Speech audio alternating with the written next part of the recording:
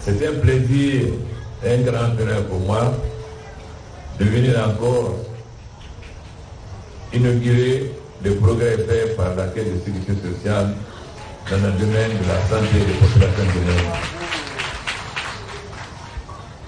Cela est extrêmement important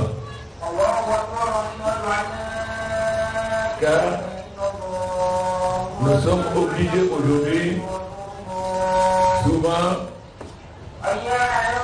de faire évacuer des situations de citoyens soit à Tunis, soit au Maroc, soit en France. Mais nous avons pris la décision que dans les 5 ans à venir, ne sera plus le cas. En plus des progrès réalisés par la Caisse de sécurité sociale, l'hôpital Donka est doté des matériels de dernier cri. Il en a de même l'hôpital sino-guinéen, mais cela n'est pas suffisant. Nous avons mis en place une commission de médecins pour faire le point sur tous les équipements existants actuellement en Guinée. Car la SFI est prête à financer une clinique avec le matériel devenant électrique pour que tous les équipements qui sont nécessaires pour que tous les Guinéens soient soignés en Guinée soient désormais sur le terrain en Guinée. Ce qui va mettre fin à une autre forme d'injustice. Car, quels sont les gens qui sont évacués? Très souvent, c'est les gens qui ont les moyens ou qui ont des relations au niveau du gouvernement ou des hauts cadres. Parfois, même quand ils ont mal à la tête, ils demandent d'être évacués. Pendant ce temps, le pauvre Guinéen qui est très malade, lui, il est condamné à mourir parce qu'il n'a pas les moyens ou les relations, comme on dit, en haut d'en haut, pour se faire évacuer. Donc, il s'agit de mettre fin à cette autre forme d'injustice. Donc, la commission présidée par le ministre de la Santé en train de faire le point de tous les équipements que nous avons. Tous les autres équipements qui nous manquent seront financés par la RCT pour une clinique, afin que désormais tous les Guinéens puissent bénéficier des meilleurs soins sans avoir besoin d'être évacués. Donc, il faut que les Guinéens aient conscience à l'avenir de la Guinée. La formation, la maîtrise de la technologie est très importante. L'éducation est très importante. La nourriture est très importante. Mais nous ne devons pas oublier ce qui est encore plus important, c'est la santé. Car sans la santé, l'homme ne peut pas jouir de ces différentes activités ni des biens du pays. Donc, nous félicitons des progrès accomplis par la Caisse sous la direction de notre cher frère Marie Santon.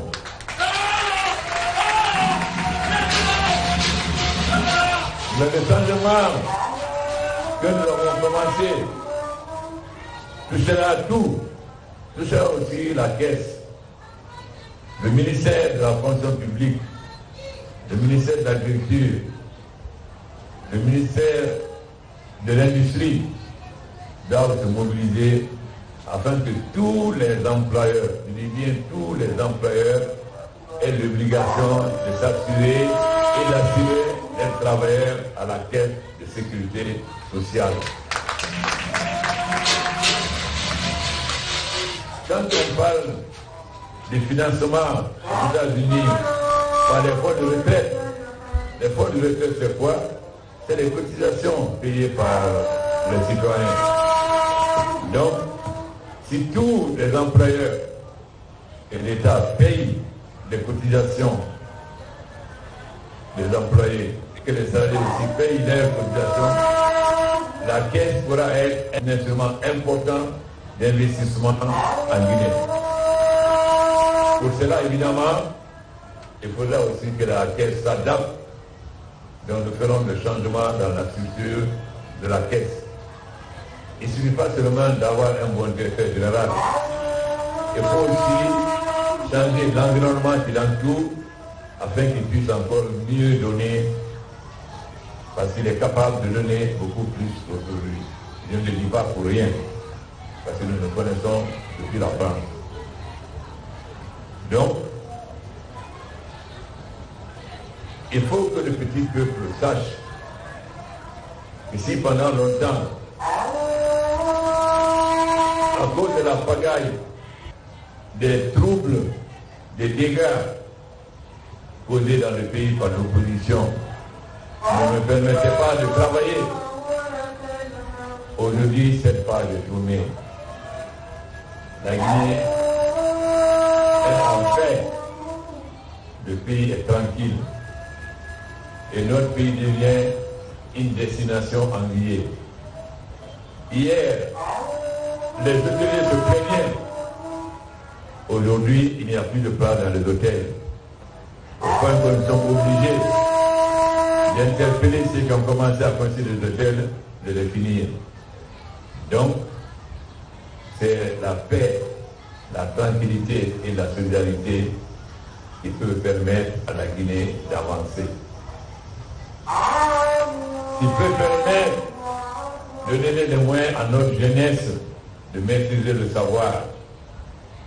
Car comme je l'ai dit, la 4e révolution industrielle va nous permettre de rattraper notre retard. Nous avons raté la première révolution industrielle à cause de l'esclavage, car les forces les plus vives du pays ont été amenées en esclavage. Nous avons raté la 2e et 3e révolution industrielle parce que nous ne sommes pas encore maîtres de notre destin. Bientôt, nous n'aurons pas besoin d'aller dire « Ah, nous sommes à Dakar, c'est-à-dire « Ah, moi je vais à Dakar pour qu'on soigne mieux ». S'il plaît à Dieu, d'ici quelque temps, ce n'est plus nous qui irons dans d'autres pays pour nous faire soigner, c'est d'autres qui viendront en Guinée pour se faire soigner.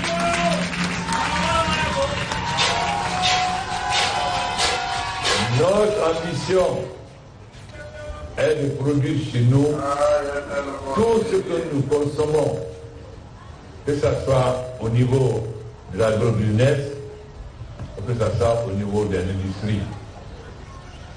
Cela nous permettra de maîtriser notre économie, de ne plus dépendre de l'extérieur. C'est pourquoi nous sommes en train de faire le point sur ce que nous importons. Pour savoir que ce que nous importons soit aussi produit désormais en Guinée. La première chose d'abord, nous allons faire en sorte que notre agriculture nous donne le suffisance alimentaire.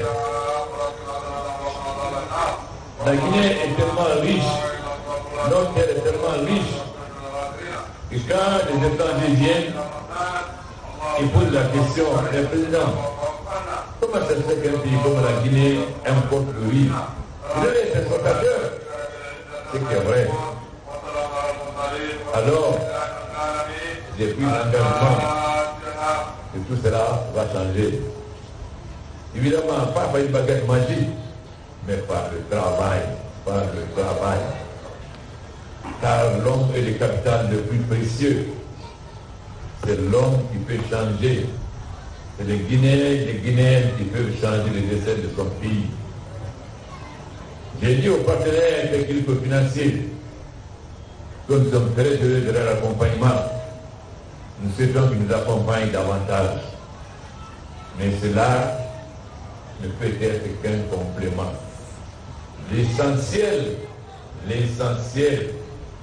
nous devons compter d'abord sur nos propres forces, sur nos propres veut dire que si nous voulons, nous pouvons faire des pas de géants et déplacer des montagnes. Mais cela suppose qu'on ne se laisse pas manipuler par des vendeurs d'illusions, qu'on ne laisse pas entraîner par des gens qui veulent des troubles, car l'argent a peur du bruit. Mais cette période de pagaille aussi est finie. Désormais, tout le monde saura, monsieur le journaliste, tout le monde saura qu'il y a maintenant un État en Guinée. Il y a un État en Guinée et qu'il n'y a plus la pagaille ou l'anarchie où chacun fait ce qu'il veut. Personne n'est au-dessus de la loi. Personne n'est au-dessus de la loi. Ceux qui pensent qu'ils sont au-dessus de la loi, ils se retrouveront, tout le monde connaît Coromti. Mais notre objectif n'est pas d'envoyer des gens à Coromti. Notre objectif est que tous les Guinéens patriotes se donnent la main, qui travaillent main dans la solidarité, afin de faire des pas de géants à notre pays. C'est pourquoi je vous dis souvent que l'ennemi d'hier peut être le meilleur ami demain. Donc, il faut que les Guinéens aient le sens du pardon. Bien sûr, il y a des gens qui ont fait du mal, qui ont donné des morts, des destructions. Mais le peuple de Guinée est un peuple extrêmement généreux. Et je sais que c'est un peuple qui s'est pardonné. Nous avons connu beaucoup de preuves dans notre histoire. Nous avons connu le Cambaro, où beaucoup de Guinéens ont laissé leur vie. Nous avons connu les événements de 2007-2008. Mais, tout comme en 1958, les Guinéens ont pu se comporter comme un seul homme. Notre destin est qu'aujourd'hui et demain, nous continuons à nous comporter comme un seul homme.